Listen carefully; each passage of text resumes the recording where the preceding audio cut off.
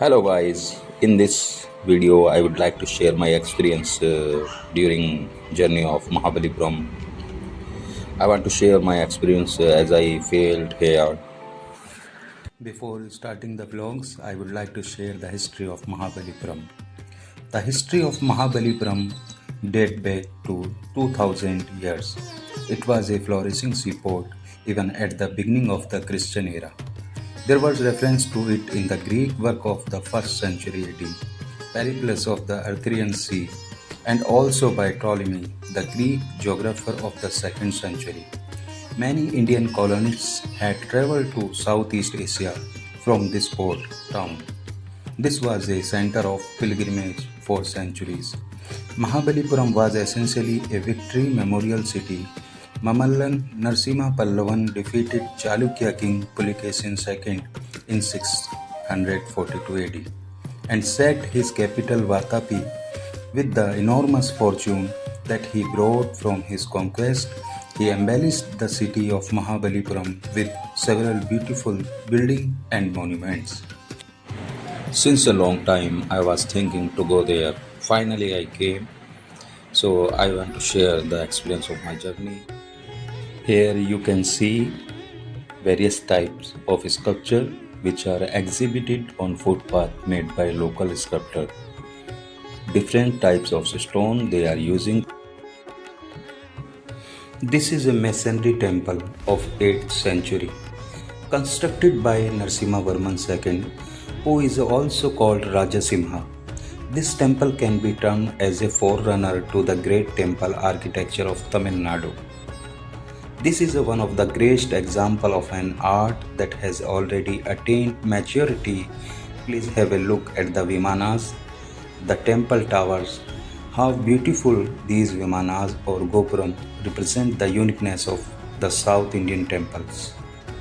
You can see this west facing temple. This is the third temple in the complex, which has a smaller spire. This is dedicated to Shiva and is known as Rajasimha Pallaveswara temple.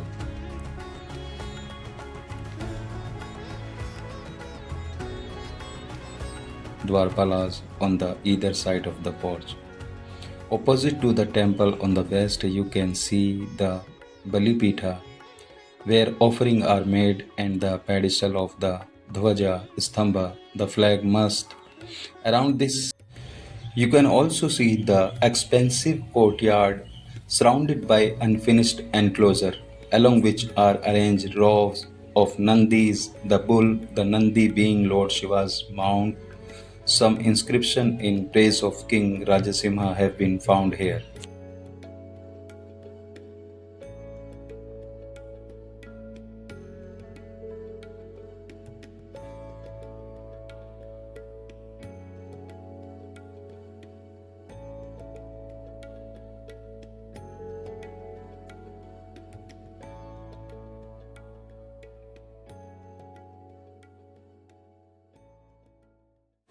Now I am moving toward the five rathas. You can see bas relief artwork behind me. It is similar like Arjuna penance, and these are known as bas relief, both in grandeur and in beauty. This piece is regarded as the best in these type of monuments, perhaps the world's largest bas relief. It is an universe itself in stone. Now I am moving toward the five rathas. You can see in front of me how these are appearing through the road. You can see the rathas in front of me. These rathas are a pleasure to watch, are not they? They exhibit a splendid form of South Indian art and architecture. These have been carved out during the reign of Narasimhavarman in 7th century and are regarded as the earliest monument of their kind in India. If you take a sequence in temple architecture, these monolithic temples can be placed subsequent to the cave temples.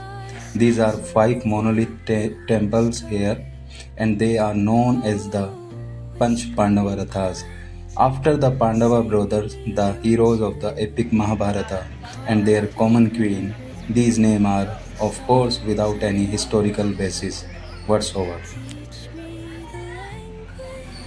If you were to be told that all these monolithic temples have been carved out of a hillock, a huge single rock, will you be able to believe it? But it is a fact. Look, at the southern end of this complex is the big temple, and as one proceeds northward, actually, such temples were built even during the Sangam period, that is very ancient time, but they were made of perishable material like brick, mortar, timber, and metal. The temples that are seen here were also designed on similar style but in stone. Only in the later period these temples were begun to be called as rathas. These structures that are called rathas were executed as prototypes of South Indian temples and were not consecrated as a place of worship then. That is the reason these grounds, though carved completely, were neither separated from the bedrocks nor were fixed on the towers. A temple, which is to be used as a place of worship, is supposed to attain completeness. Now I am moving towards the famous temple, Mahisha Surmardini temple, which is very famous, and so many artists have developed their style on the basis of this topic. So now I'm moving. You can see this is another temple.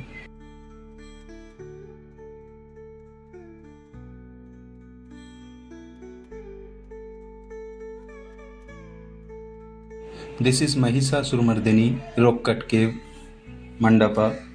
Here Mahisasuramardiní is shown eight-armed, riding her lion, equipped with various weapons and using the bow with its string pulled up to her ear. There are regal umbrellas held over the both the victors and the vanquished. Now let us look at the other panel on the southern side of the cave. This is an image of Sheshai Vishnu. He is lying on the conch of the five-headed serpent. Now I would like to show Krishna Mandapam. This is a story from Indian mythology. That was a small village. The village was inhabited by the cowherds. For some reason, God Indra, the king of celestial being, became angry with the villager. He sent a severe storm in order to punish them. There was a young boy in the village by name Krishna. The Krishna is regarded as an incarnation of Lord Vishnu himself. He was not bothered by the storm. In order to save the people of the village, he lifted the mountain called Govardhanagiri and held it aloft like an umbrella.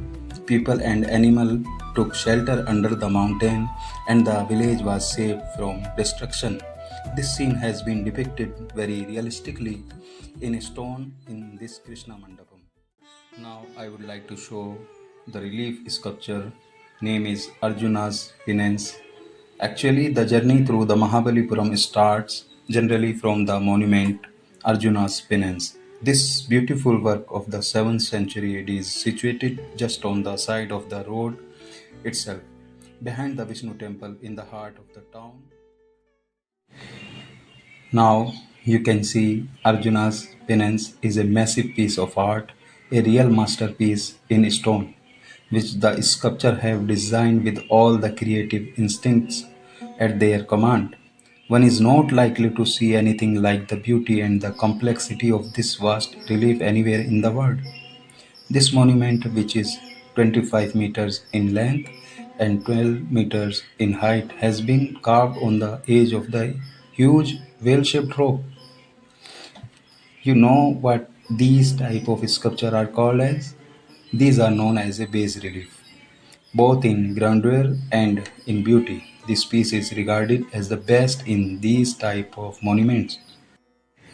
It can be observed that most of the living beings in the monument are facing the river and many even appear to be rushing toward it. Water is the lifeline of any existence. For this reason, all the civilization in the world have originated only on the banks of the rivers. As there is so much of a stress on the river part, there are scholars who claim that this monument is not Arjuna's penance but represents the penance of Bhagirath, who was believed to be instrumental in bringing river Gangas to the earth. Now take a look at the lower right quadrant. The carvings of huge elephant you see here are regarded as the finest elephant sculpture in India. The largest elephant clearly exhibits bifurcated tusks and attribute characteristics of Airavata. Although it is a very vast topic, but I would like to add on a visit to Mahabalipuram and on seeing the beauty of Mahabalipuram, our late Prime Minister Indira Gandhi decided that the deer featuring under the Badri Hermitage would be used in the 10 rupee note. Here is a picture you can see. Now I compile my vlogs. I will share next vlog as soon as possible. Thanks for watching. Thank you.